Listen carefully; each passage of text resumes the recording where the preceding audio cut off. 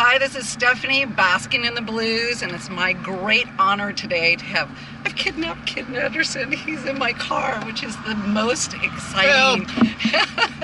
Han så godt kjent i Norge, så vi skal snakke litt norsk for alle venner i Norge. Så veldig flink til å snakke litt norsk. I'm glad to do that. So today we are going to be talking, we're in our Christmas hats, so we're in the Yuletide, the Yule Christmas spirit, and we are going to be listening to Kid Andersen's Christmas CD, and this is such a fun CD.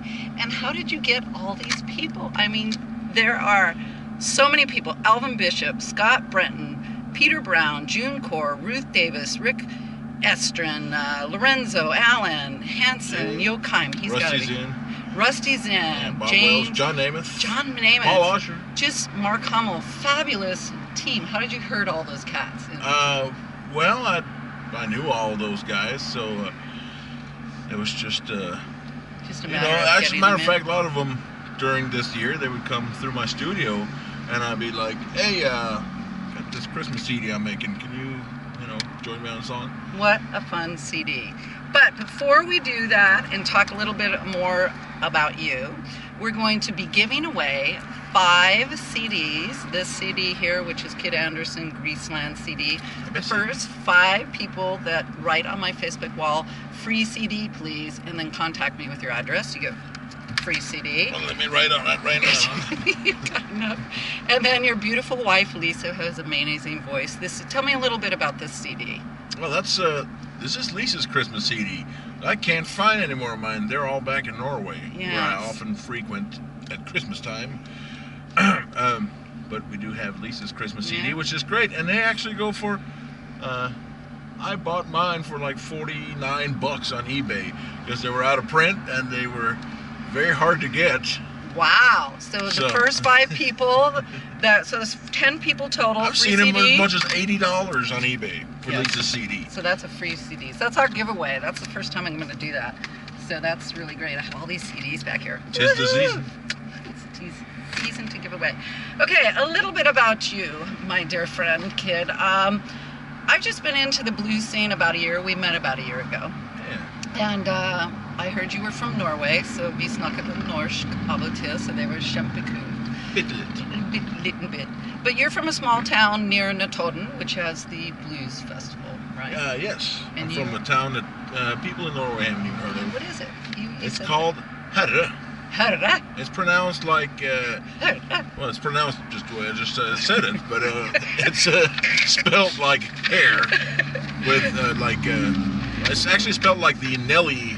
Was that Nelly or 50 Cent? Who had It's Getting Hot in Here? Yeah. We had hair with 2 R's. It's spelled like that. Anyways, it means Lord. Lord. Oh, or gentleman. A Lord gentleman. Well, yeah. That's very appropriate for you. Yeah, it's I lived in Kongsberg, Kongsberg, so that was very near to Notodden as well. And Notodden has a large blues festival every year. And when you were 11, you went and you got inspired. And that's kind of how you got into blues music, right? Yeah, I started playing guitar when I was 11. And actually, I saw a little clip from the Notodden Festival on the TV at my grandma's house. And it was, I think it was Robert Cray band. Robert Cray, Blues Shuffle. Yeah. They were just playing some blues and it was like, I don't know how long the clip was. I can still remember it though. It was like probably 10 seconds long, but it was just so cool, seeing him and Richard Cousins, the bass player, brother of Butch Cousins, and you were just gone after that. I just saw them guys. The groove sounded so cool, and those guys looked so cool. I just got fascinated with that, and then I saw Steve Ray Vaughan on TV, an unplugged thing, and so I already been playing a little guitar, so I just got into blues, and I met this guy who is a great blues guitar player from Notodden, and he started giving me guitar lessons, and then he turned me on to all the old, the old stuff. B.B. King and Howland Wolf. All that stuff. Just within the first couple of lessons, he would just give me a stack of records, and I'd take them home, and I would double them onto cassette tape, and I would listen to that stuff just over and over again, so it's completely ingrained in my brain. That's great that you were inspired in Norway to play the blues, which is traditionally thought of, as I've been reading all my historical books and making notes. I mean, it's American Negro music originally, and then it sort of migrated from folk music to the blues. I first saw Chris Kane at the Poorhouse Bistro, and I was gone after that. I mean, I couldn't stop listening to the music. It just really inspired me. Yeah, Chris is awesome. He was awesome. He will do that to you. There's a great interview of you with Kaluna Blues Rock, so I'm going to put that link as well so people can listen to more historical stuff. But one of the things is, in this area, your name comes up over and over again. So I just wanted to acknowledge and thank you for all the work that you do with the musicians and bringing them together. And not just doing that, but producing music that sounds really wonderful. So I want to acknowledge that and thank you for that. And of course, you did get nominated today.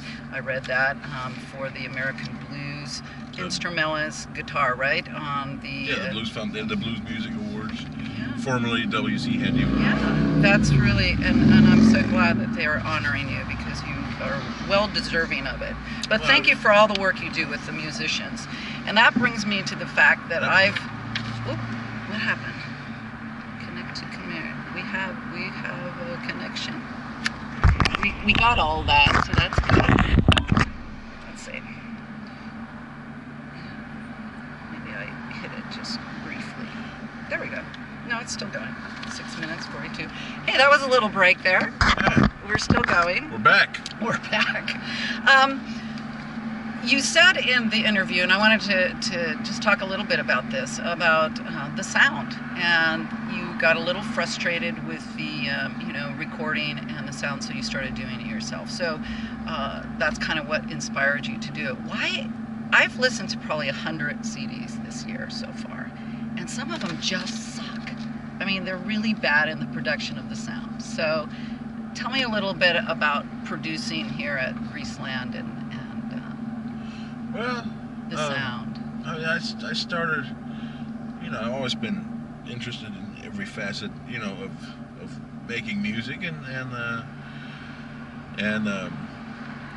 started making my own records and stuff. I would hire engineers, and I realized, they got paid by the hour.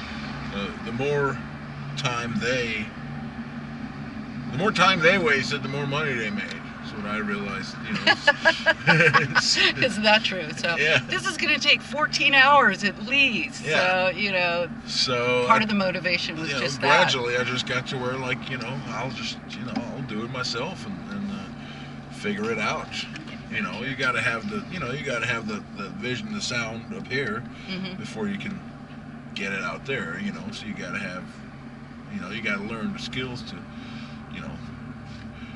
what all the knobs do, as they say, I would help people, mix records, because I don't like stuff that sounds real sterile and boring and dull and flat, and always like stuff that just sounds awful. There is some bad production out there, especially with the harmonicas. I find that the harmonicas are the hardest to the Latin of to do harm. To do harm. Is that really true? No. You made up stuff. That happens to me all the time with hockey. Or maybe it is. I don't speak Latin. It should be. But one of the other problems I found... Some of my best friends are harmonica players. Yes, we love a few harmonica players. They're a necessity, right? They're a necessity. I don't know about that. So one of the things I have found in my little adventure here is I like to get music out here. That's why I'm doing the Basking in the Blues, is just to get artists and music out there. How hard is it to distribute CDs and getting the music out there and heard? I mean, you make the CDs, but then what about the distribution? You guys have distribution channels, or that is not my department. Right. That's I don't get involved in that. As much as I can, I stay away from that. That's, going to the post office, talking to people, kissing That's what I do. Kissing people's ass, and hey, play my CD or get it, get it out. Not interested. So I mean, I do the creative thing. I make the music. I facilitate the making of the music, and I try and improve the making of the music. That's what I'm interested in, and I see that all the way to completion. But like I don't print CDs. I'll burn CDs and CD master, but I don't manufacture CDs, and I don't play record labels. Even though I do use the name Greaseland Records. I like Greaseland. Because it sounds cool. It does. It sounds cool. And whenever I pick one up, it's like people have been at Greaseland. Your name's always on there. So it's like Kid Andersen. It sounds really great. What are you working on right now? What project are you working on? Well, we'll see right now. I just had a... We're so cool. Thank you. No. Got our little balls on. Who are you recording with right now? Well, I just finished a CD with a singer from Austin named Travis Green, whom I had never met before, but Mike Shermer introduced us, and this guy was really talented. That was actually more like Americana, blues influence, but also some like Tex-Mex rock and roll and country sounding stuff. And I'm working on a CD with Terry O'Dobby. I love her. I did her song. It's turning out really great. She is really awesome singer. I'm very excited about that. I'm thinking, making another one with Willie Walker. We've been making another one with Rick Estrin coming soon. Right. Alki Kumar got 2 CDs in the making that we're going to start. Right. And in the spring, isn't Rocky Johnny might be coming out and laying some tracks he's with Rocky. coming out. I should have took notes because I'm working. I'm always working on a lot of CDs at the same time. I know, it's amazing. It's amazing. You do such great work. One last question, because I don't want to. Well, yeah, we can talk forever, but let's just keep talking. Let's have a cigarette and keep talking. Maybe it's a long question. I don't know. Let's see. Why isn't there more original material? Why aren't people writing more original material? Or do you think that there's a lack of original material out there? Well, I don't think there's that's a good question. That's a good question. Yeah, well, I'd like to see more original material. It's a hard question. Yeah, it is. To answer. Anyways. Well, John Lawton, he does a lot of original material. He does it on Rick Estrin. I mean, Rick is he's a top-notch songwriter, and he puts out original material that doesn't suck. That and there's a lot of it's hard to it's very hard to write something original in blues. Why is that? Do you think? Because the musical language of the blues has been pretty determined.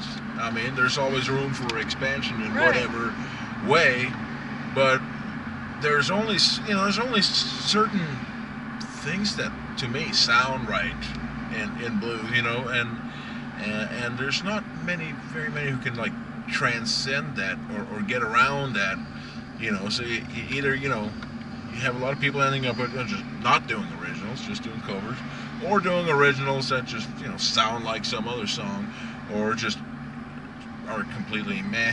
Yeah. And then you got people who try really hard to do something different and original, and it just sounds like they're trying too hard. Yeah. But there's some guys like actually Alabama Mike. That guy, to me, writes some really cool stuff. I mean, he I made a record with him that it's killer, and it's got Jared Jamot, Derek Martin, Jim Pugh, Alki Kumar, all them guys on it. Yeah. And Ronnie Smith, John Lawton was on it. Little John. Yeah, Little Johnny. There's Little John. There's and Big Bob John Welch. Bob Welch too. Johnny Cat. And I love all the names. That's one of the things I'm really enjoying in this book. All the Hey You doesn't always cut it, especially in the crowd. No, it does but not. What I was going to say about Alabama Mike is that he's written some new songs, and he uses words and subject matters that you don't really hear in traditional blues. And where's he from? Is he in this area, or is he? Yeah, he's in this area. I'm gonna have to find him. Oh yeah, no, you gotta check out Alabama Mike. Yeah, I want to interview him too. And he's got a song called Identity Theft, and it's hilarious and badass at the same time. And he just has, to me, this way of writing, writing about modern stuff, but it's just sounding. He just comes across very authentic. Yeah. And it's funny, and it's genuine. Yeah. And it's really cool at the same time. Alabama Mike, he's got some new. He didn't get his album out in time for the BMAs and stuff this year, but it was just good because there was I had a lot of the records in there, and he deserves special attention to Alabama Mike. So he's going to be coming up with that next year, and that's that's something I'm really proud of. That's great. Yeah, one of my most memorable moments this year was when Henry Gray was here cutting his CD here with you guys, and I'm executive producing it, but I was here, and everybody was out of the room, and it was just me and Henry, and he sat and sang me a song and played it on piano. Yeah. And then he kissed me at the end.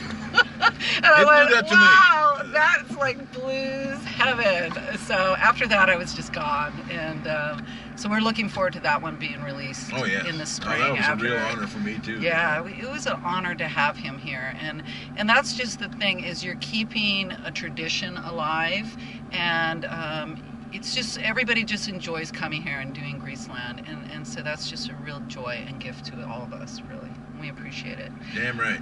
Okay, så vi gonna snakke litt norsk nå. Okay. Så vi må hilse alle venner. Ja, ok. Alle venner må jo hilse i Norge, fra Kongsberg, altså Nesodden. Alle venner der, altså Jostein er venner nå. Ja. Hei Jostein, shout out there. And vi håper that we kommer til Notodden Blues Festival neste August. That's the 4th through the 7th. I don't know how to say that in Norwegian. 4. til 7. 4. til 7. Ok, i august. Så vi håper vi ses alle norske venner der. Skal du snakke litt norsk til venner i Norge? Ja. Jeg får si hallo fra California og ønske god jul til alle sammen. Ja, god jul. Jeg kommer hjem en liten tur i romjula. Ja. Godt nytt år. Så hvis det noen som har noen spillejobber 27. eller 28. desember, så jeg for så vidt ledig. Og på nyttårsaften. Jeg vil helst ha litt spenn. Men, yes. Great. That's all. I just told them I needed a gig when I go back there after Christmas. Okay. So we you know you speak Norwegian. So we are going to do track 12, Whiskey Head Buddies, because I love Alvin Bishop. I just love him. But I'm going to stop it here, the interview, and record the song separately. Right. Well, I should say something about it. Okay, hold on. We're going to do it now. So wait.